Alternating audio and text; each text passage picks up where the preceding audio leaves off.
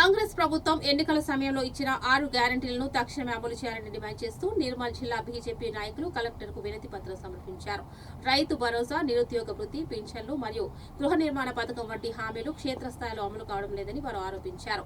భూ సమస్యల పరిష్కారం కోసం నిర్వహించిన సదస్సుల వల్ల ఫలితం లేదని, ప్రజలు తీవ్ర నిరాశలో ఉన్నారని పేర్కొన్నారు. ఇప్పటికైనా ప్రభుత్వం స్పందించి పెండింగ్ లో ఉన్న దరఖాస్తులను తక్షణమే పరిష్కరించి సామాన్యులకు న్యాయం చేయాలని వారు కోరారు. అన్ని జిల్లా కలెక్టర్ కార్యాలయంలో నిలబత్రాలు సమర్పిస్తున్నారు. కాబట్టి మీ ద్వారా రాష్ట్ర ప్రభుత్వానికి మా సమస్యలు ఏవైతున్నాయో వారి దృష్టికి తీసుకెళ్లి తెలియజేయడం కోసం మిమ్మల్ని రైతు భరోసా ఉంది సార్, సరిగ్గా సమయానికి అందలేదు, రైతు ఇబ్బంది పడుతున్నారు. తర్వాత భూభారతి పేరుతో దరఖాస్తులు తీసుకున్నారు, వాటిని అమలు పరుస్తున్నారు. పింఛన్లు, కొత్త పింఛన్లు లేవు, పింఛన్ లేవు, డబుల్ బెడ్రూమ్ లేవు, తర్వాత మహిళలకు ఇచ్చే తులం బంగారం లేదు.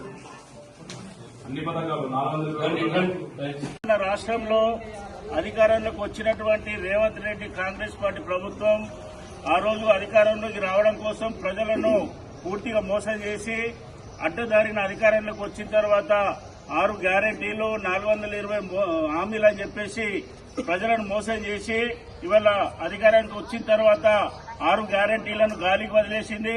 420 హామీలను ఇవాళ తుంగలో తొక్కి ప్రజలను అనేక రంగాలలో ఇలా నట్టేట ముచ్చడం జరుగుతూ ఉన్నది. ప్రజా సమస్యలను పరిష్కరించడంలో ఈ రాష్ట్ర ప్రభుత్వం పూర్తిగా వైఫల్యం చెందింది. ఏ రోజైతే అధికారంకి వచ్చిన తర్వాత ప్రజలను ఇలా డబుల్ బెడ్రూమ్లు ఇస్తామని చెప్పేసి ఉన్న ఇళ్లను కూల్చివేయడం జరుగుతూ ఉన్నది.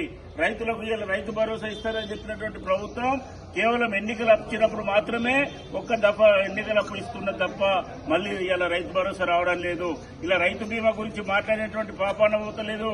ఇలా 10 రకాల పంటలకు ఈ గిట్టుబాటు ధరలు కల్పిస్తామన్నటువంటి రాష్ట్ర ప్రభుత్వం ఏ ఒక్క రోజు కూడా గిట్టుబాటు ధరలు కల్పించడం లేదు.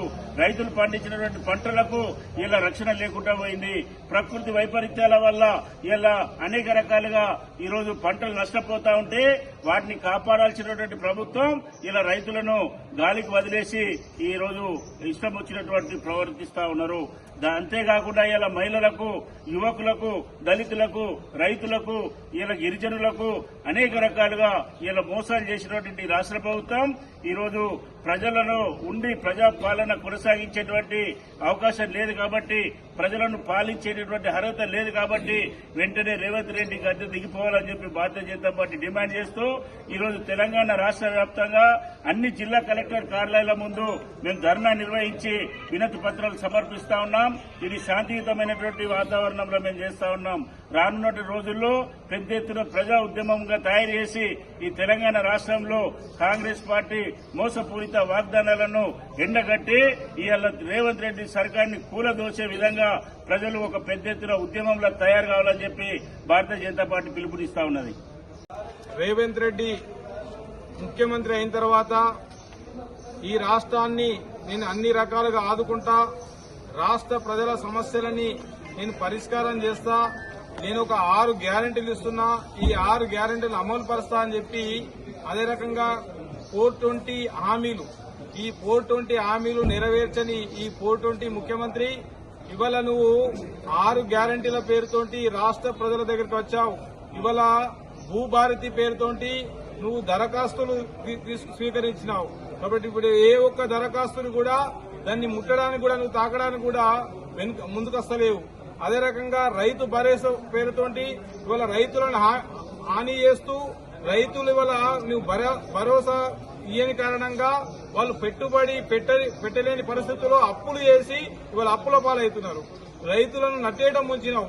అదే రకంగా వితంతు పింఛన్లు కావచ్చు ఇప్పటి వరకు అవి ఏ రకంగా కూడా అవి అమలు పరచడం లేదు. కాబట్టి ఇవాళ అన్ని రకాలుగా యువతని నిరుద్యోగ పేరుతోటి నిరుద్యోగ భృతి ఇస్తా అని చెప్పినావు. అదే రకంగా జాబ్ క్యాలెండర్ను అమలు పరుస్తా అని చెప్పినావు. ఏ ఒక్కటి కూడా ఇవాళ రాష్ట్రంలో అమలు పరిచిన కారణంగా రాష్ట్ర ప్రజలు అయోమయ స్థితిలో ఉన్నారు. కాబట్టి ఇవాళ నువ్వు రాష్ట్ర ప్రజలని మోసం చేయడానికి వచ్చిన తప్ప రాష్ట్రాన్ని అభివృద్ధి చేయలేని స్థితిలో నువ్వు ఉన్నావు. అదే రకంగా ఈ రాష్ట్రాన్ని అప్పుల ఊబిలో ఉంచినావు. ఇవాళ రాబోయే రోజుల్లో ఈ రాష్ట్ర ప్రజలు అనేక కష్టాలు పడే స్థితికి తీసుకొచ్చినావు. నీవే కారణం కాబట్టి నువ్వు వెంటనే నీ యొక్క ముఖ్యమంత్రి పదవికి రాజీనామా చేసి నువ్వు తప్పుకుంటే తప్ప ఈ రాష్ట్రం అభివృద్ధి చెందదని చెప్పి ఈ సందర్భంగా హెచ్చరిస్తున్నాను.